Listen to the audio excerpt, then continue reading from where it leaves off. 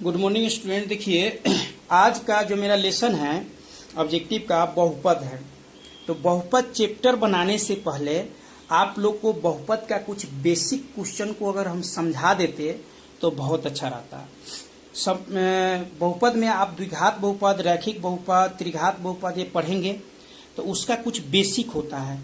तो बेसिक अगर आपको हम समझा देंगे तो आपको माने की दिक्कत न होगा। एगो सबसे पहले आप याद क्या रखना है कि अक्सर हमेशा परीक्षा में एगो क्वेश्चन पूछ देता है, क्या पता है इनमें कौन बहुपद नहीं है, इनमें कौन बहुपद नहीं है। ये क्वेश्चन हमेशा पूछ देता है। ऑप्शन में विभिन्न प्रकार का दे देता है और ऑप्शन में आपको 3 गो चीज याद रख लेते हैं तो आपको कभी भी गलत नहीं होगा कि इसमें कौन बहुपद नहीं होगा। तो उसका पहला ट्रिक क्या है कि कभी भी चर मान किसको बोलते हैं, मान। कभी भी चर मान अंडर रूट में नहीं होगा, कभी भी चर मान अंडर रूट में नहीं होगा। मतलब ABCD के कोई भी अक्षर आपको रूट के अंदर है तो वो बहुपद नहीं होगा। जैसे यहाँ पे मान चलो 2√x दे दिए, ये बहुपद नहीं होगा। चाहे यहाँ √x +2 दे दिए, माने ये अलग है तो √x। कभी भी चाहे रूट के अंदर y -4 दे दिए, कभी भी चर मान जो होगा रूट के अंदर अगर है तो वो बहुपद नहीं होगा। नियम पहले का। नियम संख्या इसका दूसरा है बहुपद में कभी भी घात यानी पावर, घात का मान, कभी भी घात का जो मान है ना, घात का मान माइनस में ऋणात्मक नहीं होगा, माइनस में नहीं होगा। जैसे यहाँ पे सवाल देख लीजिए 2x², यहाँ पे 2x² हम माइनस लगा देते, 2x² माइनस 2x के power minus 3x +2 power minus में है। चाहे अगला सवाल हम ले लेते y के पावर -4 +4, ये भी पावर माइनस में है। कभी भी आपको पावर माइनस में दिख जाए वो बहुपद नहीं होगा, या कभी भी चर मान रूट के अंदर दिख जाए वो भी बहुपद नहीं होगा। और तीसरा नियम क्या कह रहा है, तीसरा नियम कि कभी भी चर मान हर के रूप का नहीं होगा। हर मतलब जानते हैं, जैसे कि कोई संख्या 3/4 है तो ऊपर वाले को अंश बोलते हैं ना, और नीचे वाले को क्या बोलते हैं, हर बोलते हैं।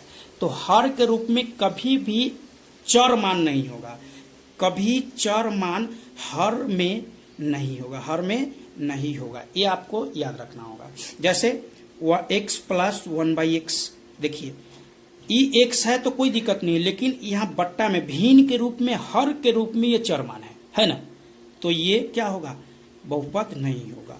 ये 3 गो आपको याद रखना होगा कि कभी भी पावर माइनस में, या चर मान रूट के अंदर, या चर मान भिन्न के नीचे हर में अगर लगा हो तो वो क्या होगा, बहुपद नहीं होगा। इस बात को आपको जानना होगा।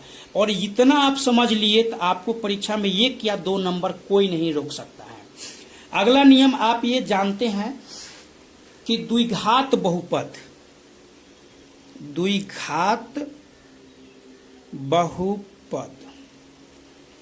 क्या होता है, ax² + bx और +c = 0, ये द्विघात बहुपद होता है। तो अब देखिए आपसे ऑब्जेक्टिव में क्या पूछेगा कि द्विघात बहुपद में घात की संख्या कितना होता है। तो बउआ जी घात ये न है, तो द्विघात बहुपद में घात की संख्या कितना होगा, 2 होगा। फिर आपसे ये पूछ दे कि द्विघात बहुपद में शून्यक की संख्या कितना है, तो जिसका घात जितना होता है ना उसका शून्यक भी उतना ही होता है। तो घात 2 है तो शून्यक क्या होगा, 2 होगा। यानी कि घात के मान भी द्विघात में पूछे तो 2, शून्यक अगर पूछे द्विघात बहुपद की शून्यक कितनी होती है तो 2 होती है। तो अब वो 2 शून्यक कौन कौन है, एक होता है अल्फा और एक होता है बीटा, एक होता है अल्फा और एक होता है बीटा। तो अगर यहाँ पे शून्यक निकालना है तो कैसे निकालेंगे कि एक बार और लिखते हैं, ax² प्लस बी एक्स और प्लस सी इक्वल टू 0, तो इनमें अल्फा प्लस बीटा बराबर होता है माइनस बी बट्टा ए, और अल्फा इंटू बीटा बराबर होता है सी बट्टा ए। ये सूत्र है, आपको याद करना पड़ेगा, इस पर हिसाब बनता है। देखिएगा कैसे हम बनाएंगे। सबसे पहले आप ये देखिए, इसको एबीसीडी सबको आता है, सबको एबीसीडी आता होगा। चलिए A B C A B C A B C, अगर हम यहाँ पे 2x स्क्वायर अब प्लस 6x और माइनस 4 इक्वल टू 0 रख दे, तो क्या ये द्विघात ही बहुपद न है? अब इसमें आपको कौन ए होगा कौन बी होगा कैसे पता कीजिएगा?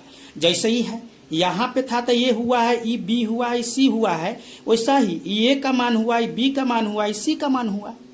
एक और देख लो, x square minus x plus 1 equal to 0। कुछो नहीं दिया रहता है तो 1, कुछो नहीं दिया है तो 1, याद रखिएगा। मान लो हमें 3 दे दिया, तो अब कहेगा ए का मान क्या है, तो ए बराबर क्या आ गया 3 आ गया। बी बराबर क्या आएगा, तो यहाँ कुछो ना दिया तो 1 है, तो माइनस लगा है तो -1, और सी बराबर क्या आ गया 1।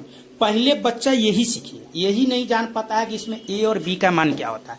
तो जब द्विघात बहुपद आप रट लीजिएगा A x square plus B x plus C equal to 0, तो उसी के जैसा न लिखे हम 2x स्क्वायर, ए की जगह पर न 2 डाले हैं और बी की जगह पर 6 डाले हैं, सी का मान की जगह पर तो वही है। तो यहां तक आप समझ गए। तो अब चलिए एक सवाल आपको देते हैं। सवाल यहाँ पे क्या है, 6x square minus 4x plus 2 9 equal to 0 कर दिए। तो कहेगा कोनो कि अल्फा प्लस बीटा का मान निकालिए। तो सूत्र क्या होता है, माइनस बी बट्टा ए, सूत्र माइनस बी बट्टा ए। तो अब हमको खोजना होगा क्या कि ए और बी का मान कौन होगा। तो ए का मान 6 होगा, बी का मान -4 होगा और सी का मान 9 होगा। तो सूत्र क्या है, माइनस, तो पहले माइनस और उसके बाद इसमें भी माइनस है। बी के मान कितना है -4, अब बट्टे ए का मान कितना है तो 6 है ना।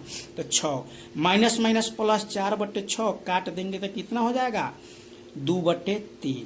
इसी प्रकार से और भी क्वेश्चन आपसे कैसे पूछ देगा, कहेगा यहाँ देख लीजिए 2x square plus 4x plus 3 equal to 0 में दोनों निकाले। आपको एक बार कह रहा है क्या, अल्फा प्लस बीटा के मान भी निकालिए, एक बार अल्फा इंटू बीटा का भी मान निकालिए। तो पहले a बराबर क्या है आपके पास, अब बताइए a का मान क्या होगा 2, b का मान 4 और c का मान 3। आप ए बी सी डी खाली रट लीजिए, ए बी सी बस, उसमें जो लगा है लिख लीजिए। तो इसका सूत्र होता है माइनस बी बाई ए। तो बैठाइए, तो बी का मान कितना है 4 है, तो माइनस सूत्र में के 4 बटा ए का मान कितना है 2, काट देंगे तो -2 आंसर आ गया। और इसका सूत्र क्या होता है सी बटा ए। तो सी का मान कितना है 3 है, तो 3 बटा ए का मान कितना है 2 है, तो 2 हो गया। कोई दिक्कत किसी को? चलिए अब त्रिघात बहुपद का आपका समझा देते हैं। ये द्विघात बहुपद का था, उसके बाद त्रिघात बहुपद का समझा देते हैं। उससे पहले एक और चीज समझ लीजिए, शून्य माने कि गुणांक भी कभी काल पूछ देता है परीक्षा में, जो 9th में ही पढ़ना है। जैसे देखिए यहाँ पे कहेगा 3x square plus 2x plus 9 equal to 0 में x स्क्वायर का गुणांक बताए, गुणांक बताए।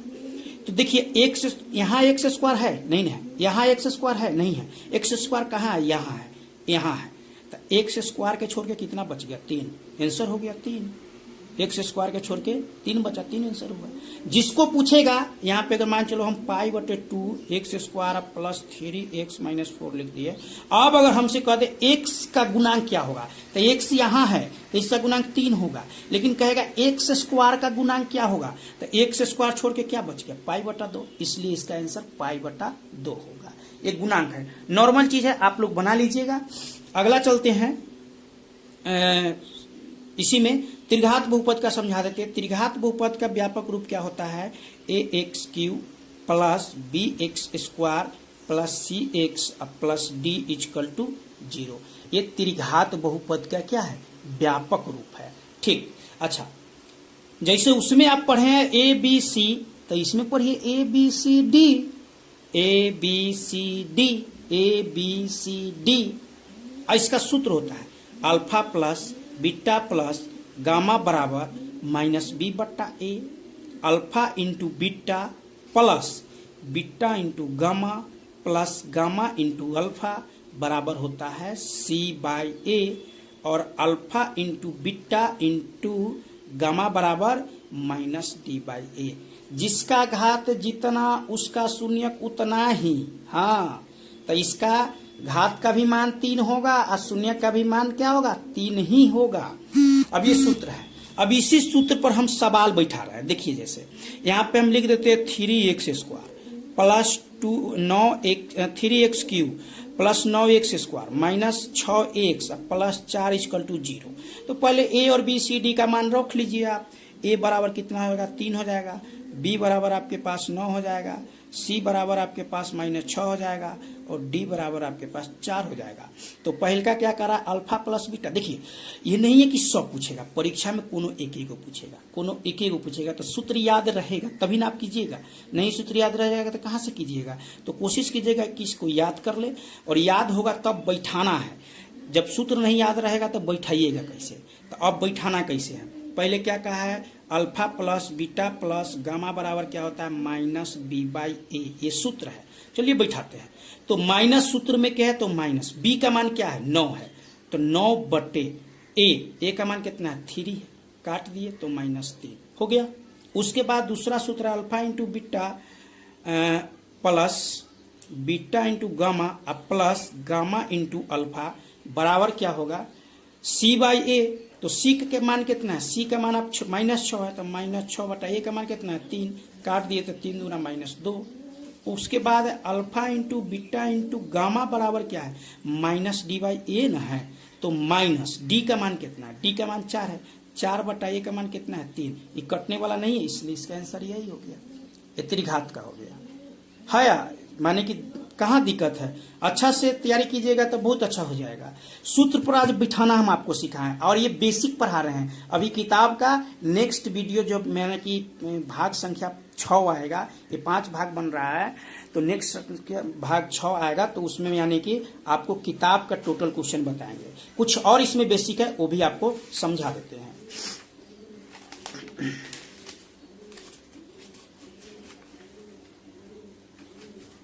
देखिए, बेसिक क्या है कि कभी काल कहेगा कि द्विघात बहुपद का सूत्र क्या है। द्विघात बहुपद निकालने का सूत्र ax² माइनस योगफल x प्लस गुणनफल इक्वल टू 0। ये है द्विघात बहुपद निकालने का सूत्र। इस सूत्र में कैसे आप बैठाइएगा, कोनो सवाल देगा, कहेगा कि किसी द्विघात बहुपद के शून्यंकों का योग और गुणनफल क्रमशः 2 और 3 है। मान लीजिए वो क्वेश्चन कह दिया कि किसी द्विघात बहुपद के शून्यंकों का योग क्रमशः 2 और 3 है, मतलब योग दे दिया गया है, योग बराबर 2 और गुणनफल आपको दे दिया गया है 3 है। तो द्विघात बहुपद ज्ञात कीजिए, तो बैठा देना है सीधे, क्या है, x² माइनस योगफल के जगह पर योग डाल दीजिए 2, x भी है तो x, आप प्लस गुणनफल के जगह पर गुणनफल डाल दीजिए 3 इक्वल टू 0, यानी x² minus 2x plus 3 equal to 0 हो गया। इसका एक और सूत्र है, क्या है, ax² minus alpha plus beta x plus alpha into beta equal to 0। जे ये है वही यह है, दोनों एक ही चीज है। आप दोनों के सूत्र का प्रयोग कर सकते हैं, कोई दिक्कत नहीं होगा। दोनों सूत्र के प्रयोग कीजिएगा, कोई दिक्कत नहीं होगा, बन जाएगा।